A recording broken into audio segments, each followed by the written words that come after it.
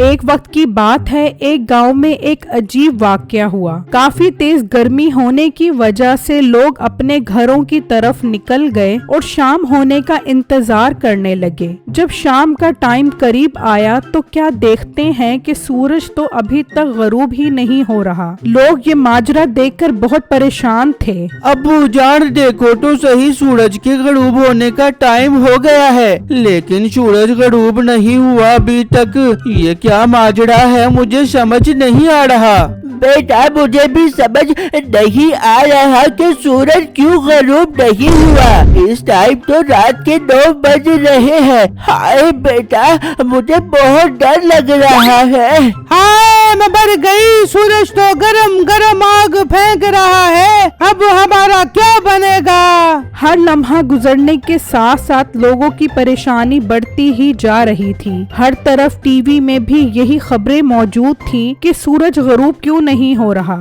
T V والے بتا رہے ہیں کہ آج سورج غروب نہیں ہوا، چل باہر چل کے دیکھتے ہیں یہ سچ بھی ہے کہ نہیں۔ او بیگم آرام سے بیٹھ جا، یہ خبروں والے بھی سب جھوٹ بولتے ہیں، ان کا کام ہی جھوٹ بولنا ہے۔ میٹھے یہ تو بہت بڑی خبر ہے، ایسے کیسے وہ جھوٹ بول سکتے ہیں؟ تو چل تو صحیح باہر چل کے دیکھ کے آتے ہیں۔ پھر جب وہ دونوں باہر آتے ہیں تو دیکھ کر حیران رہ جاتے ہیں کہ رات کے 10 بجے بھی سورج موجود ہے اور اپنی گرمی برسا رہا ہے۔ ہائے میٹھے سورج غروب نہیں ہوا، مجھے ٹی وی والے سچ کہہ رہے تھے، اب ہم کیا کر بیٹھیں گے؟ او بیگم میں کیا بتاؤں سورج غروب کیوں نہیں ہوا، میری تو آپ دماغ کی بتی گل ہو گئی ہے قسم سے۔ میٹھے جلدی سے اندر چل، یہ نہ ہو کہ سورج کی گرمی سے میرا سارا گورا رنگ اتر جابے اور مجھے کالا کر کے چلا جابے۔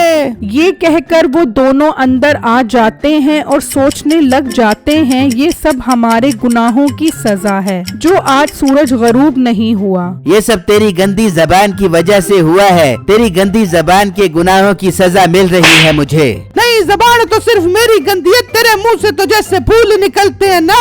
بیگم آپس میں لڑنے کا کوئی فائدہ نہیں ہے، ہم سب گاؤں والوں کو اکٹھا کرتے ہیں اور اس مسئلے سے بچنے کے لیے سب مل کر اللہ سے دعا کرتے ہیں کہ وہ ہمیں اس مصیبت سے نکال دے۔ پھر وہ سب بٹو کے گھر اکٹھے ہو جاتے ہیں اور اللہ سے دعائیں مانگنے لگ جاتے ہیں کہ سورج غروب ہو جائے اور رات کا اندھیرا دن کی روشنی کی جگہ لے لے، لیکن کوئی بھی فرق نہیں پڑتا۔ بیٹا ہماری دعائیں بھی اب تو کوئی اثر نہیں کر رہی، مجھے نہیں لگتا کہ اب سورج غروب ہوگا۔ انکل مجھے تو لگ رہا ہے اب یہ ہماری جان لے کر ہی غروب ہوگا۔ میٹھے بھائی ایسی باتیں مت کریں۔ اچھا بولے، میں نے تو ابھی اس دنیا میں کچھ دیکھا ہی نہیں ہے۔ نہیں تو تو نے کچھ دیکھ کر کون سا براک اوباما کا سالہ بن جانا ہے، یہ سورج دیکھ رہا ہے نا، یہی کافی ہے۔ اپنا منہ بند کرو، یہاں اتنی مصیبت آئی ہوئی ہے اور تمہیں مذاق سوچ رہا ہے۔ بیٹا ساتھ والے گاؤں میں ایک بہت بڑے عامل بزرگ رہتے ہیں، وہ بہت نیک انسان ہیں، ہم ان کے پاس چلتے ہیں، وہ ضرور ہمیں کچھ نہ کچھ حل بتا دیں گے۔ ہاں ٹھیک ہے انکل، ابھی چلتے ہیں ان کے پاس۔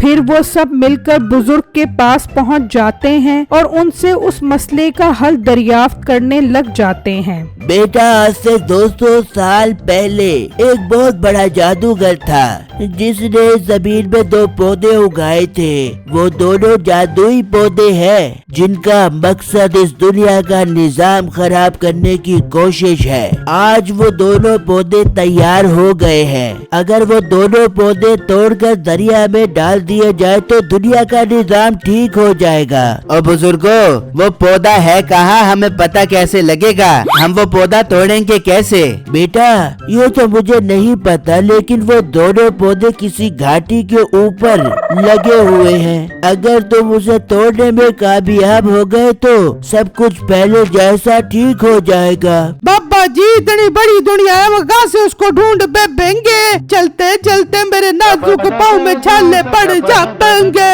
बस बेटा मैं इतना बता सकता हूँ कि वो पौधे इस गांव के करीब एक जंगल में है। ठीक है, हम सब जाएंगे उसे तोड़ने के लिए।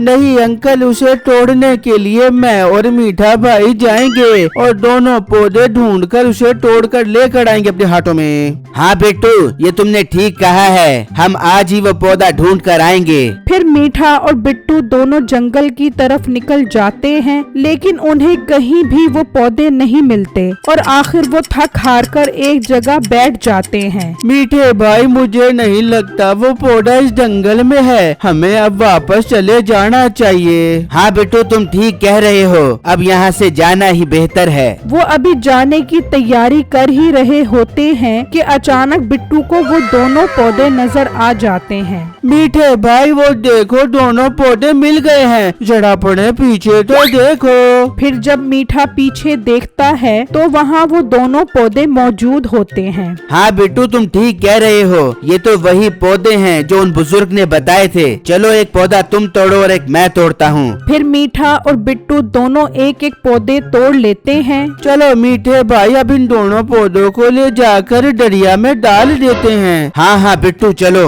फिर जब वो दरिया पर पहुँचते हैं तो मीठा चुपके से एक पौधा लेकर वहाँ से चला जाता है और जब वो बिट्टू पौधा दरिया में डालता है तो फौरन रात हो जाती है, लेकिन सूरज तो अभी भी गरूब नहीं होता। बिट्टू दाएं बाएं देखता है लेकिन उसे मीठा नजर नहीं आता।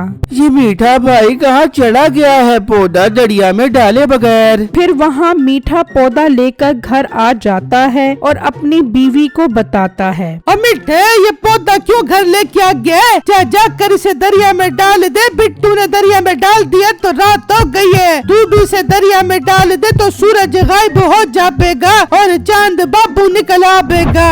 ओ बेगम, जरा सब्र कर, तू मेरी सियासत नहीं समझ सकती। ओ बेगम, हम इस पौधे की पूरे गांव वालों से 50 लाख रुपए लेंगे, फिर ये पौधा दरिया में डालेंगे। लोग इतने तंग हैं कि हमें भागकर 50 लाख रुपए दे देंगे। अरे वाह मीठे, ये तो मैंने सोचा नहीं था। मीठे, अब तो मैं तुझे मान गई, तू बहुत ज़हीन इंसान है। तू मुझे और अपने आप को अमीर करने की कोई कसर नहीं छोड़ देगा। फिर अगले ही दिन मीठा उनसे 50 लाख की डिमांड कर देता है। मीठे भाई, ये बिल्कुल ठीक नहीं है, इससे तो हम पूरे गांव वालों को बहुत नुकसान हो जाएगा। आप हमारी मजबूरी का फायदा उठा रहे हैं। और चूहों से भरी नाक वाले मोटे, ज्यादा मुझे सबक पढ़ाने की जरूरत नहीं है। अगर पौधा लेना है तो आज शाम को मुझे 50 लाख रुपए दे दे, वरना मैं ये पौधा जला दूंगा। नहीं मीठे भाई, ऐसा मत करना, वरना तो हम तबाह बर्बाद हो जाएंगे। ठीक है मीठे, हमें सौदा मंजूर है। आज ही हम तुम्हें 50 लाख रुपए जमा करके देते हैं। तुम फिर फौरन बिट्टू को वो पौधा दे देना। जनाबे आली, मोतबाना गुजारिश है कि जल्द से जल्द मुझे 50 लाख रुपए मेरे घर पर पहुंचा दिए जाएं। अल आरिस, आपका शागिर्द मीठा उर्फ छोटा पहलवान। ये कहकर मीठा और नसीबो वहाँ से चले जाते हैं और वो सब पैसे जमा करने की प्लानिंग करने लग जाते हैं। अंकल, ये हमारी मजबूरी का फायदा उठा रहा है, इस तरह तो ठीक बात नहीं है। हाँ बेटा, बात तो ठीक नहीं है, लेकिन अब हम और कुछ नहीं कर सकते।